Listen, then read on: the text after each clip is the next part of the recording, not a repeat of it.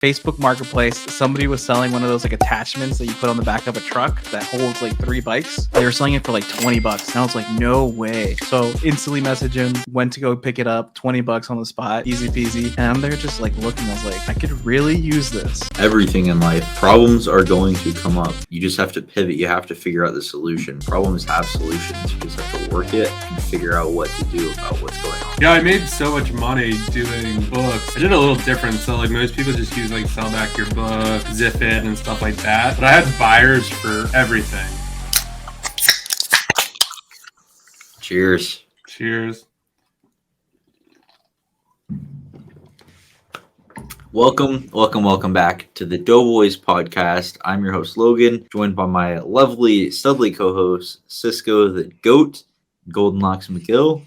Today, we are also joined by special guest, John from Side Hustle Experiment. John, thank you for joining us today. Super excited to have you on for this interview. You want to start us off? Just kind of tell everyone who you are. Yeah, thanks for having me. I'm John. I'm Side Hustle Experiment on Instagram, YouTube, all that stuff. I basically started reselling 5 years ago. At the time, just like kind of flies. Did the Gary V's, I think 2020 flip challenge, flip furniture from Craigslist, Facebook Marketplace, made like 25 grand just kind of doing it on the weekends. Went home during winter break to New York, and basically people wanted furniture. I was in New York. They didn't want to wait. And I was like, oh man, I missed out on thousands of dollars. So I was like, I need something where I don't have to physically be there to make a sale. Found a Reezy resales video. So he was like scanning books at thrift stores, selling them on Amazon. Started doing that. It worked. I doubled down. Probably did thrift stores for like a year and a half. Got into bulk books, quit my job. Did bulk books in a warehouse for 2 years during COVID and restock limits. And it was an absolute nightmare. And basically started dabbling in OA probably the beginning of last year, and then doubled down in July and stopped doing books totally. And that's kind of when everything kind of took off. Yeah, I love how you got started and just flipping really free items, right?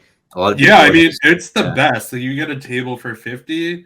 Like once you really understand, that was my biggest mistake. My idea was just to double the money. And then I got this like glass table.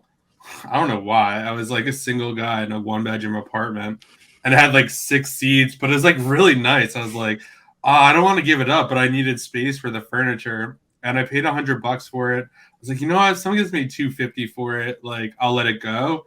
Like no one's gonna buy it. Within like 2 or 3 hours, someone bought it for $240, and I'm like, oh, I could charge much more than double. And then that's kind of when it clicked, and I was buying like pub tables for $50, selling them for like $150, $200 in like 48 hours. It was absolutely insane. It's incredible. It's crazy. Yeah, I mean, when you start talking about that, it just two stories like come to mind. One, Ryan Pineda, because that's kind of how he started his whole journey. Yeah, because he started flipping couches of all things as a side hustle as he played baseball, just so he can have money and food on the table for his family. And then two, it just like brings back like a personal story where it was like the summertime, like during COVID, and like I got into cycling, aka that's why I got the bike there back now. And then like I got myself a real bike, my daughter a bike, my wife a bike, and then we just didn't have anything to like take it to places like it with a car, right? Facebook Marketplace, somebody was selling one of those like attachments that you put on the back of a truck that holds like 3 bikes. They were selling it for like $20. And I was like, no way. So instantly message him, went to go pick it up, $20 on the spot, easy peasy. And I'm there just like looking, I was like, I could really use this. And then I look at like comps, they're selling for like $300. I'm just like, it's all crazy. Right, I'll take the $300. And then, but that, yeah, I mean, that's one way to do it, is just flipping stuff around the house and furniture. It's something you can still do because people are still throwing away like sofas and couches that they aren't going to take with them, you know? Yeah, I made so much money doing books. So I did a little different. So like most people just use like sell back your book or zip it and stuff like that. But I had buyers for everything. And literally I would just take a picture of a bunch of boxes and be like, DVDs and CDs, posted in Facebook Marketplace. and attract like flea market buyers, pretty much anything. If I got like a bunch of like National Geographic magazines, like absolute garbage that like I couldn't really give to the recycler, like $20, like you just take like one picture and like someone shows up and it's like they don't show up, it's like whatever, I'm here anyway. And that was all on Facebook Marketplace? Yeah, Facebook Marketplace. So what I used to list on Facebook. Facebook Marketplace was the best. That's like, that almost is like the Amazon customer versus like the eBay customers, like was OfferUp, Let Go, which I think OfferUp bought. And then there's Craigslist, which surprisingly worked for some, but a lot of sketchy dealings on the Craigslist. Yeah, for sure. So Facebook Marketplace is a bit of a gold mine, is what I'm hearing. It definitely was. I feel like some people definitely caught on to the furniture game. When like restock limits happened, I had like a click of like, maybe I go back to furniture. Like I had this huge warehouse and like it would have been so much easier, like just host a sale like every Saturday or Sunday or something. Just like spend the week collecting. Cause like you get so much for free, but it was like, well, you're probably gonna need like a truck. It was like getting too complicated as like the idea was coming. I was like, you know what? I just want to do OA, and maybe one day I'll revisit furniture. Right. But yeah, I mean, back to that point of Facebook. Facebook is really a place that you can just sell like random things. It's kind of like Amazon, right? Like the randomest things that you would never expect that would like sell like hotcakes can also sell on Facebook Marketplace. Like when we first moved into the house that we bought, they had like these chandeliers, right, that we weren't fans of, and we just took it down and we did some recessed lighting. And then we're like, all right, what do we do with the chandelier? My wife just wanted to toss it and like throw it at the junkyard. I was like, all right, give me like 5 days. Took a couple of pictures, posted it on Facebook, an extra $100 in my pocket of a chandelier that was just going to go to the junkyard. And stuff goes so fast on Facebook Marketplace. It's just like insane. And it's cash. It's no returns, no aggravation. Like you get it. Like it's yours if you break it on the way home. Like that's it. It's on you. Yep. And people don't care that it's like all used because they know that's what they're getting. Yeah, I used to sell like the market like died out, but like there used to be the Nancy Drew chapter books and a couple of like religious, like I think the My Bible Story books on Amazon. They were like selling for maybe 40, eBay was like 25. You get like 60 to 80 on Facebook Marketplace, like with writing in it, like no questions asked. Like Junie B was like another set, Magic School Bus books, Berenstain Bears book, like all those like kind of popular-ish books that are in tons of Gaylords that like usually get tossed. But like I was like, for $50 a bundle, like I'll just throw them in a bin and then once a month just kind of like build whatever I can. And like it's just like it's not a picky customer. Like you'd be like, I have 50 Magic Treehouse books, like 10 copies of, one, and then like 5 of this, and they're like, oh yeah, like we'll donate to the school, like we just want this or that. I'm like, okay, that's fine. That works for me. Yeah, no, it's crazy, man. Like you can even sell new things on Facebook Marketplace. I remember like 2 of the newest things that I would sell on Facebook Marketplace were the larger like 18-foot, 20-foot, 22 feet pools, the huge skeletons for Halloween. What I would do is I would like post the pool, like a picture of it in my garage. It's still like brand new in the box. And then on the same slide, I would like screenshot like the price that I was selling on Amazon, like $1,400, nice. And I would list it for, $600, $800, and I was still like making 200% ROI on it. And like people would just eat it up. Yeah, I definitely sold quite a few pools through Facebook Marketplace. It's like any of the like full size ones, I didn't even sell through Amazon.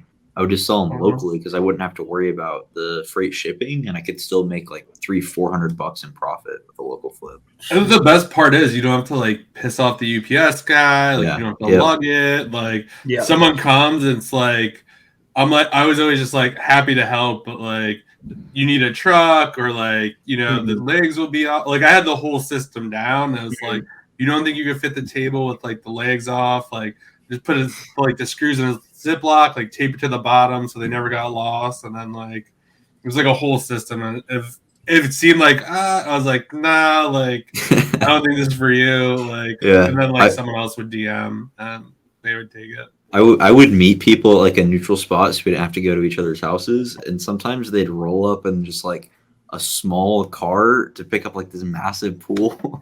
It's like, how do you think this is gonna work? But we usually found a way somehow. We got it. I was just gonna say that there was like a couple times where like I was like, "There's no way," and then like, the top of this pops off, and and I was like, whatever. Like, it's like we'll just drive home with like one door open. I'm like, yep. Could not be more opposite from Amazon. Yeah. I feel like an ounce off, everyone in the world ends, like everything stops. Yeah, I think it was like COVID just like really, I think, like shook a lot of people up, and like people just like wanted, like they probably didn't even want a pool, but like they're like, everyone's buying pools, like we need a pool, like go to the ATM, like this guy has one, and I was just like, okay. Like, no fees. I mean, geez, like that's like it was insane. Yeah. Yeah. So talk to us a bit more about your book operation and how you got into that, and then just kind of how everything ran, and then why you got out of it. Sure. So I got into bulk books. It was kind of, I don't know, it was kind of poorly planned out looking back on it. It was just like the natural progression. So like you do thrifting, and then I went full time, and you could only drive to so many places.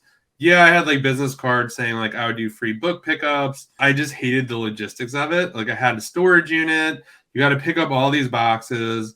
You know, probably like 95% of it is going to be terrible. Maybe 99% of it, unless you really like straight gold, which happens every once in a while. And then now, what do you do with those books? Like, you don't want to donate them to the thrift store because you're going there scanning. So it becomes like really hard to do that. And so I was like, oh, if I had a warehouse and a supplier, like I don't have to fight with people at thrift stores to get books and drive around. And it was like really great. And I did it in storage units. I was like, okay, like as soon as I have enough money for a warehouse, like it will get better. Like working out of storage units doing bulk books is like super difficult. Like you don't have any equipment. You're literally taking a knife and like cutting down a gaylord so you could like dive into it. Pickup person doesn't come, and you can't get like new. It's just an absolute logistical nightmare. And then like you're basically boxing books there, bringing them back home. Then I got the warehouse, and I was like, oh, this is gonna be awesome. And then it was like really in the heat of COVID. Like I couldn't really get any equipment. Like we built this like wooden table, a dumper table. I think it was like $1,200 worth of wood. Like now it would be like, I don't know, like $200 or $300. But like it was just absolutely insane. No one wanted to work because like you had to pay like $15 an hour for like, I don't know, $10, $12 an hour job. And yeah, restock limits happened, and I was like, all right, like I could deal with this. Like I think I had up to 20,000 spots, and then I was like, whatever, like this will be fine.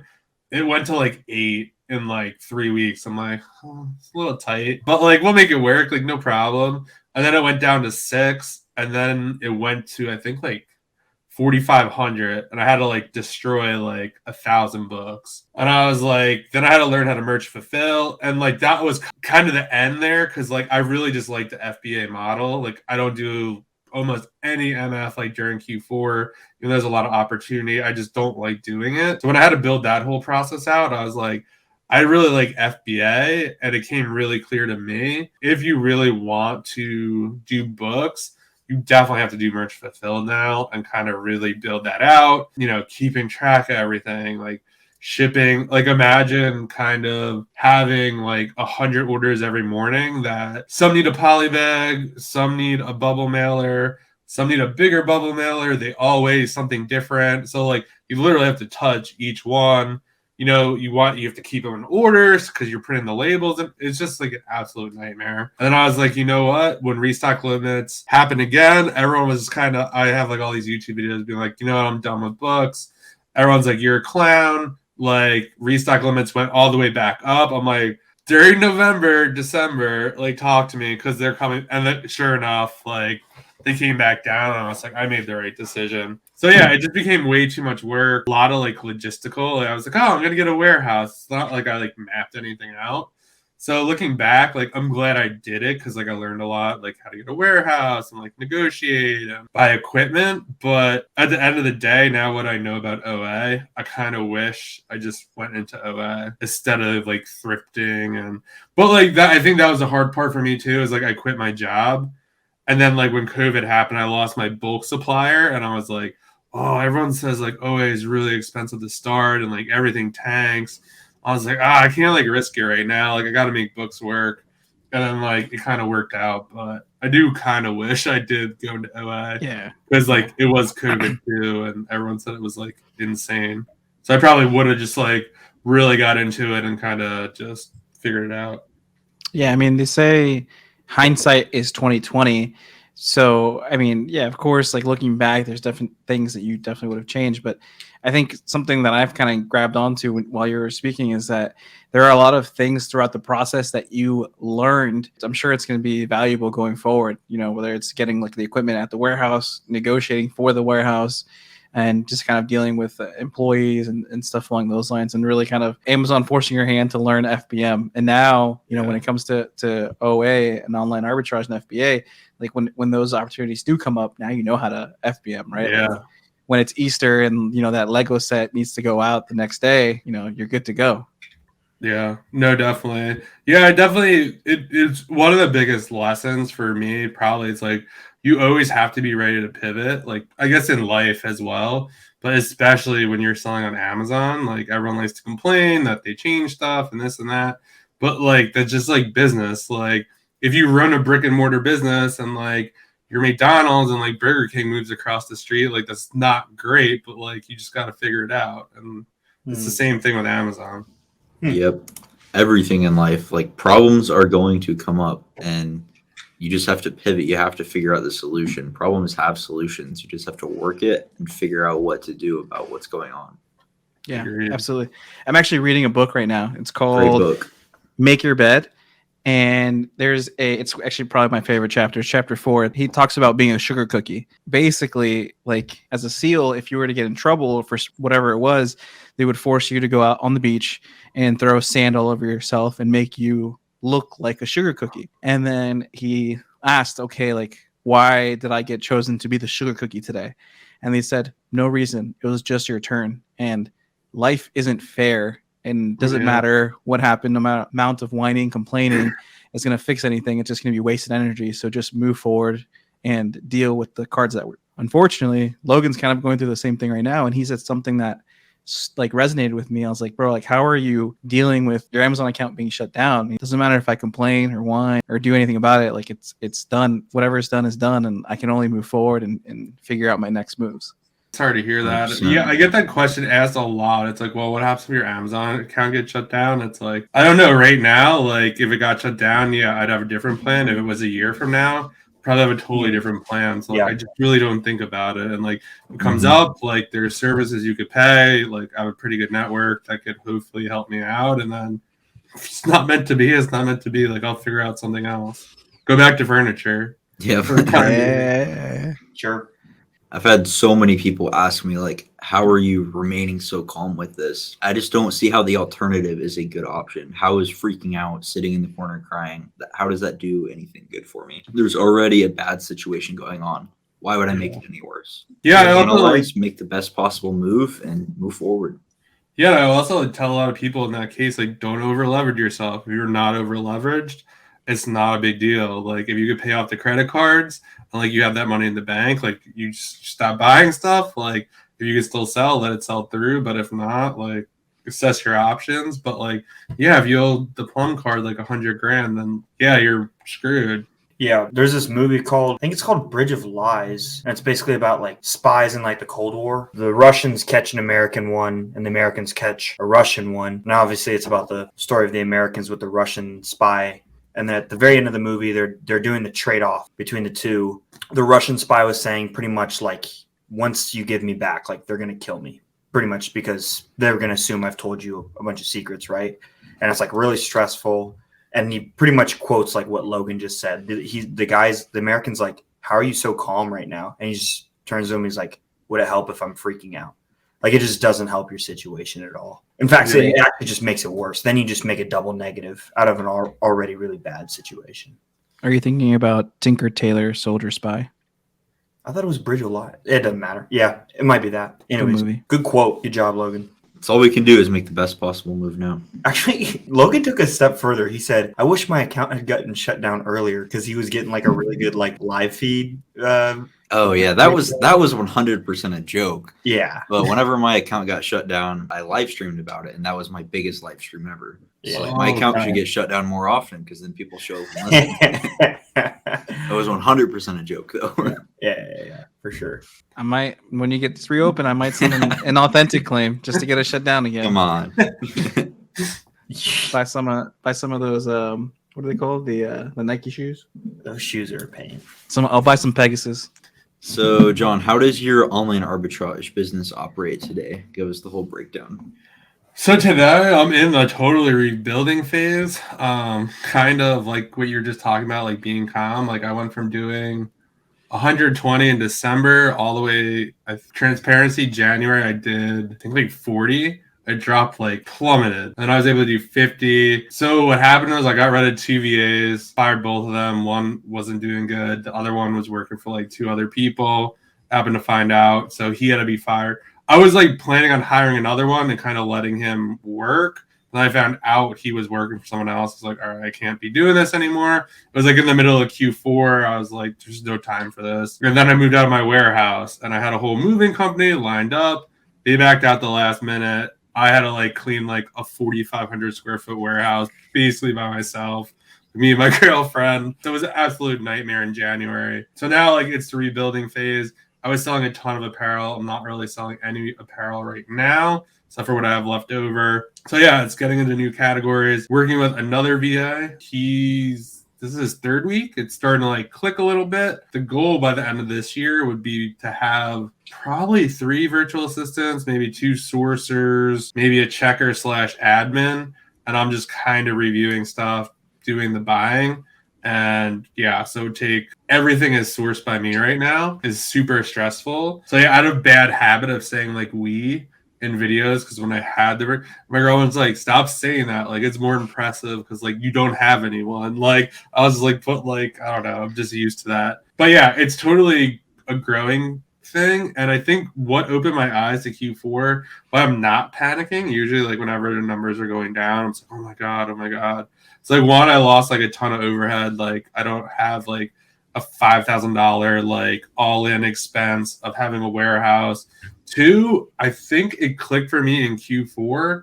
I don't know why I couldn't like wrap my head around the numbers, but like hypothetically speaking, for OA, I feel like what you spend, if you double that, that's almost what you're gonna make in sales. Like should all like kind of get through Amazon and stuff like that. And when I saw that in Q4 and I spent like, I don't know, 60, 70 grand, I made that 120. I'm like, oh, it's just like a money thing. Like if you could spend this money, like that's what it will turn into. And I was like, okay, like now I know the formula. Like I just have to find the right products now and like get the team in place and not spending that capital on like garbage. The capital is there. So when it's time to ramp up, it will be ready to go. So I'm excited about that. And it's always hard, like, to kind of be like, yeah, you know, like I did so good and then it went down, but like, that's just kind of how it is sometimes. And, you know, it's like, what am I going to do about it? Like the moving crew backed out. Like, well, I have to like clean out like, what am I going to do? And it's just like, whatever, it is what it is. I know the formula to like get out of the situation. So I just have to apply the formula. Gotta execute. And yeah, you know, you touched on something about like just spending on like the right things and not garbage. And there's a lot of talks in our community about having spend goals. Like, can you talk to us about like how you view spend goals? Do you have a spend goal and kind of how that works for you? Yeah, so I've gone back and forth on kind of spend goals and what I've come to realize. So once I hit 120, it was more of like, okay, a lot of the people who are like saying they're doing big numbers, a lot of what else they're saying is not adding up. After being able to hit that number, I'm like, okay, like none of this makes sense, like what they're saying. So that was kind of a big, because it was like this mystery, like how are they getting there? And it's like, I don't know what they're doing, but like they're not, like it just doesn't add up. So for me, yeah, I try to do spend goals, I like to always try to like look every day for stuff just because like you don't know what's out there. Ideally, I'm trying to spend like 50 or 60 a month right now, but I don't care how it's spent. Like there is usually I find towards the tail end of the month, the sales start to come. Like it's not uncommon to spend like 5 or 10 grand a day, like towards the end of the month. And I always just kind of try to remind myself, it's just like, you know what, like this usually works out in the end. Like, don't waste the money on stupid stuff. I kind of got into that in Q4 where I was just like, oh, like I need to hit a spend goal. And then like when all the good deals came and I was like, damn, like I should have just waited. Like, so like that's kind of what I'm doing now. It's like just not panicking, buying good stuff and just being like, you know what? A lot of people are like, OA is dead. We can't find stuff, all this stuff. And it's like, there's stuff out there. Is it harder to find? Yeah, it's harder to find. But if you could source it now, like you're going to be like extremely well set up for like Q4 because Q4 you can almost buy anything profitably. I kind of echo, what you were saying about the spend goal. As long as you have a certain amount, on that you can spend on profitable, good items by the end of the month, you should be A-okay. I know for me personally in my business, I'm more focused on like a profit goal for that day. So not necessarily like a spend goal. So like if I find like a home run product that, I'll hit my profit goal for the day, then, I can kind of allocate those funds for the next day to kind of stay consistent. And if I don't find anything, then I know I have a bigger pool of funds to work with on either, go back to a replan or whatever I find the next day on sourcing. Yeah. I find that's like a really wrong answer to it. Strategy is like to always check your replans and like things that tanked. Like there'll be some days where I'm just like, I can't really find anything. And I go back from stuff I bought in the past. I'm like, oh, like this looks good again. Like I know how this sells. Like I'm gonna buy double what I normally would because like I know it's all the way at the bottom and it's gonna go up and I want to have enough stock before it tanks again. But yeah, that's always good. Yeah, bro. I love it. So tell us more like of how your business is now. I know you just recently, you and your partner opened up like a Discord. Can you tell us about your Discord, your community, and kind of what you're building out there? Yeah, so we opened up called the FBA Inner Circle. It's an absolute free Discord. I was very hesitant to do it. I don't really know. I kind of always thought Discord was stupid. I didn't understand it, how it worked. And now that I do, I'm like, oh, this is like kind of cool. But just like I just never took time to learn it. And yeah, basically we just kind of just saw that there is a lot out there. We kind of just want to create something differently. It's like every Wednesday we do a free coaching call, either with us or we'll bring on a special guest to kind of talk through that. And yeah, we just have a lot of free information in there. There's some monitors in there now. And yeah, we just wanted to kind of give back to the community. For me personally, like network has been like a huge part of like being able to scale so fast.